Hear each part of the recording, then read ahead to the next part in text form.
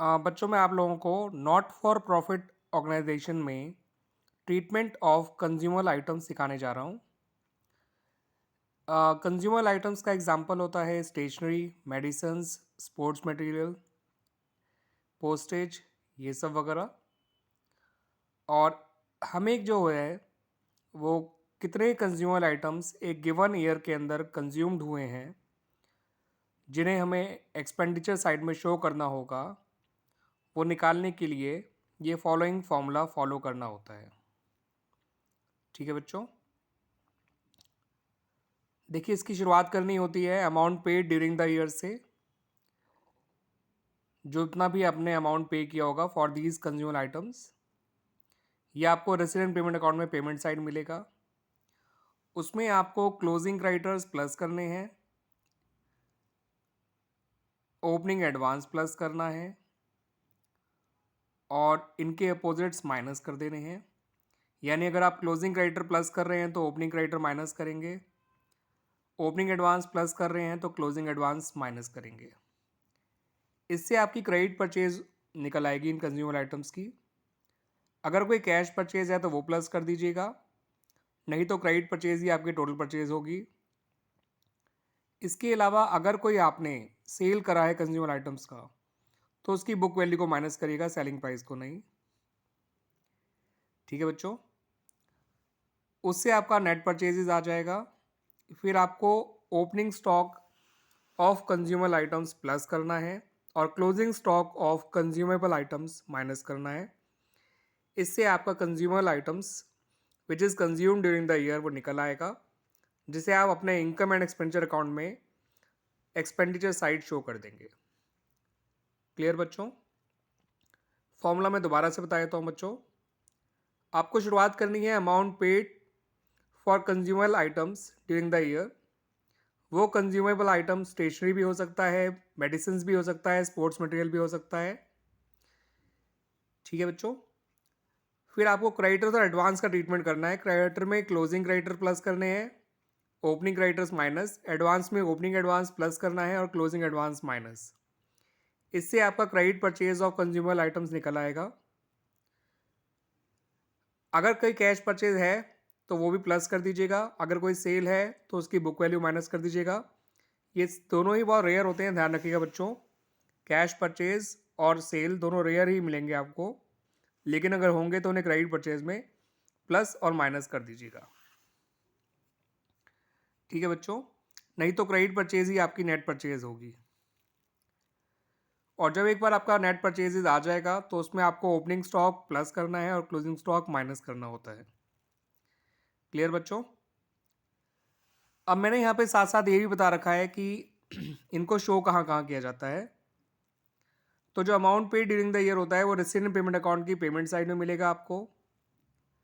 Creditors आपको वो जो है बैलेंस शीट में शो करने होंगे, क्लोजिंग वाले क्लोजिंग बैलेंस शीट में लायबिलिटी साइड, ओपनिंग वाले ओपनिंग बैलेंस शीट की लायबिलिटी साइड में।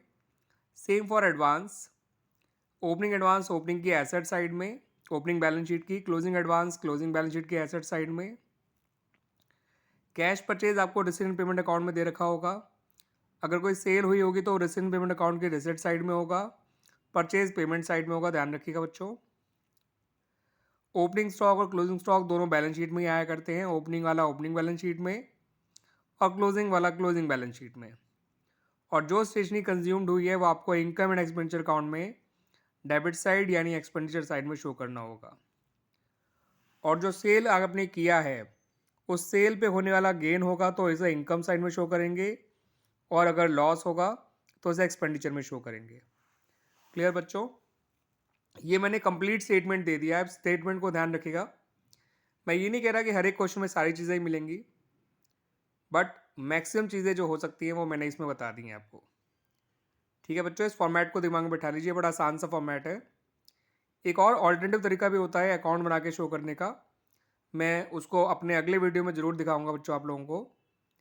अभी अगर आप स्टेटमेंट से करना चाहें तो स्टेटमेंट में इस स्टेटमेंट के फॉर्मेट को फॉलो करिएगा और इसी ऑर्डर में फॉलो करिएगा कि आपको पहले क्रेडिटर्स का ट्रीटमेंट करना है और एडवांस का ट्रीटमेंट करना है। किस में करना है? अमाउंट पेड में, जिससे आपको क्रेडिट परचेज मिल जाएगी। जो कैश परचेज और सेल के अभाव में वही टोटल परचेज कहलाएगी। नहीं तो कैश परचेज होगी तो वो प्लस कर दीजिएगा, सेल होगी तो माइनस कर दीजिएगा। सेल का बुक वैल्यू माइनस करिएगा। नेट परचेज में ओपनिंग स्टॉक प्लस करना है, क्लोजिंग स्टॉक माइनस करना है। ठीक है बच्चों, यहाँ पर एक बात और ध्यान रखनी है आप लोगों को कि अगर आपको क्वेश्चन में परचेजेज ही गिवन है डायरेक्ट, सिर्फ परचेज यानी टोटल परचेजेज होता है, तो आपको सिर्फ स्टॉक का ही ट्रीटमेंट करना है, क्योंकि क्रेडिटर्स का और एडवांस का ट्रीटमेंट ऑलरेडी हो चुका होगा उसके अंदर, एंड इवन कैश परचेज का भी, एंड इवन सेल का भी। क्लियर बच्चों? तो उसमें आपको केवल ओपनिंग स्टॉक प्लस करना है और क्लोजिंग स्टॉक माइनस करना है। लेकिन हाँ, अगर सिर्फ कैश परचेज दे रखा होगा और तब भी क्रेडिटर्स और एडवांस दे रखे होंगे, तब उन्हें इग्नोर मत करिएगा, क्योंकि कैश परचेज का वैसे भी क्रेडिटर्स से और एडवांस से कोई मतलब नहीं होता है। आपको जो भी अमाउंट पेड दे रखा होगा उसमें क्रेडिटर और एडवांस का ट्रीटमेंट करिएगा जो बताया है, उससे क्रेडिट परचेज आ जाएगी, फिर कैश परचेज निकाल लीजिएगा, उसको ऐड कर दीजिएगा क्रेडिट परचेज में। ठीक है बच्चों?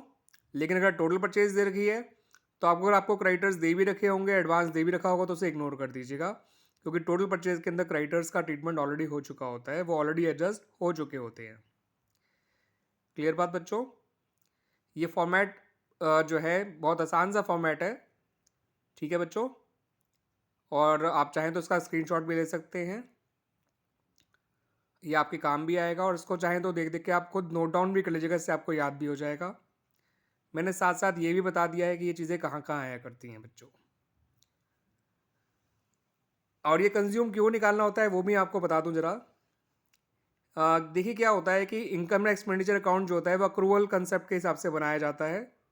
तो ये कंज्यूमर आइटम जितने खरीदे गए या जितना इनके लिए पेमेंट किया गया, वो ज़रूरी नहीं है कि वो पूरा पूरा एक्सपेंस के तौर पे ट्रीट किया जाए।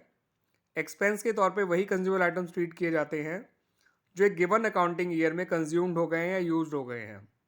दैट्स वाई उसको ढूंढने के लिए ये फॉर्मेट फॉलो किया जाता है, ये एडजस्टमेंट्स की जाती हैं बच्चों। क्लियर बच्चों?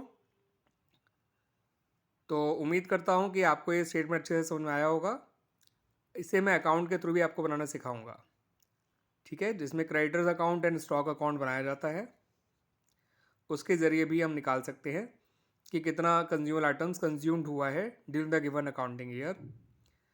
तो stationery, medicine, sports material, postage, ये सब चीज़ हो सकती हैं। ये सभी के लिए एक सेम तरीका ही है। क्लियर बच्चों? उम्मीद करता हूँ कि आपको ये मेरा जो है वीडियो पसंद आएगा और आपको इस टॉपिक से जुड़े हुए क्वेश्चन सॉल्व करने में हेल्प मिलेगी बच्चों। और बच्चों, अगर आपको मेरा वीडियो पसंद आता है तो आप इस वीडियो को और जो है लाइक भी करिए, और अगर आपने मेरा चैनल सब्सक्राइब नहीं कर रखा है तो मेरे चैनल को सब्सक्राइब भी कर लीजिए बच्चों। और मेरे वीडियोस को ज़्यादा से ज़्यादा स्टूडेंट्स तक आप शेयर पहुँचाएँ बच्चों, ज़्यादा से ज़्यादा लोगों तक शेयर करें।